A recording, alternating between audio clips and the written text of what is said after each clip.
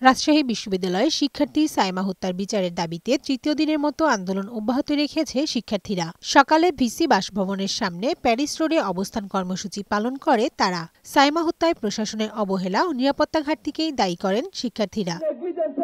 এদিকে পাবনার ফরিদপুরে গাজ্জালী মুন্সি হত্যার প্রতিবাদ ও জড়িতদের বিচারের দাবিতে মানববন্ধন করেছে নিহতের পরিবারসহ এলাকাবাসী। সকালে উপজেলার মধ্যপঙ্গুলী গ্রামে এ কর্মসূচি পালন করা হয়। পূর্ববিরোধের জেরে গত 23 অক্টোবর সকালে স্থানীয় দুই পক্ষের সংঘর্ষের জেরে মৃত্যু হয় গাজ্জালী মুন্সির।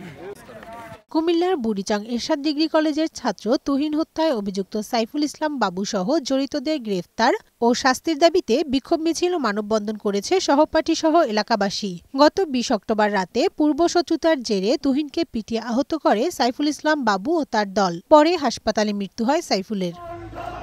অন্যদিকে যশোরের শার্শা উপজেলার বেনাপোল সীমান্ত এলাকায় অভিযান চালিয়ে ধান রাখার ঘর থেকে একটি পিস্তল উদ্ধার করেছে বর্ডার গার্ড বাংলাদেশ বিজিবি। এ ঘটনায় আটক হয়েছে একজন। এছাড়া সকালে ঢাকা-বরিশাল মহাসড়কের উজিরপুরের ইসলাদি টোল প্লাজায় চলন্ত বিআরটিসি বাসে অগ্নিকাণ্ডের ঘটনা ঘটে। ফায়ার সার্ভিস ৪৫ মিনিট চেষ্টা চালিয়ে আগুন নিয়ন্ত্রণে আনে। এ সময় সড়কের দুই পাশে যানজট সৃষ্টি হয়। কানিজ নুসরাত, বৈশাখী সংবাদ।